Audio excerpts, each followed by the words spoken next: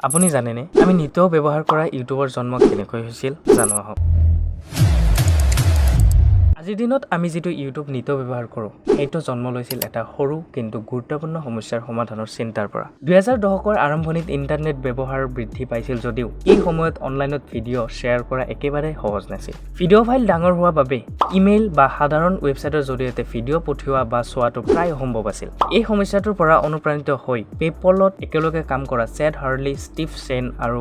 জাৱেদ কৰিম নামৰ তিনিজন বন্ধুৱে এটা নতুন ধাৰণাৰ কথা ভাবিলে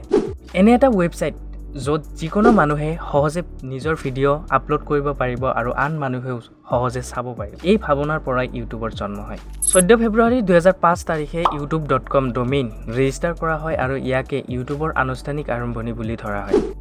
আৰম্ভণিতে ইউটিউবক এটা ভিডিঅ ডেটিং সাইট হিচাপে গঢ়ি তোলাৰ চিন্তা কৰা হৈছিল য'ত মানুহে নিজৰ পৰিচয় ভিডিঅৰ জৰিয়তে দিব পাৰিব কিন্তু খুব সোনকালে প্ৰতিষ্ঠাপকসকলে বুজি পালে যে সাধাৰণ ভিডিঅ শ্বেয়াৰিং প্লেটফৰ্ম হিচাপে ইয়াৰ সম্ভাৱনা অধিক হেহে সেই ধাৰণা বাদ দি সকলো ধৰণৰ ভিডিঅ আপলোডৰ সুবিধা দিয়া হয়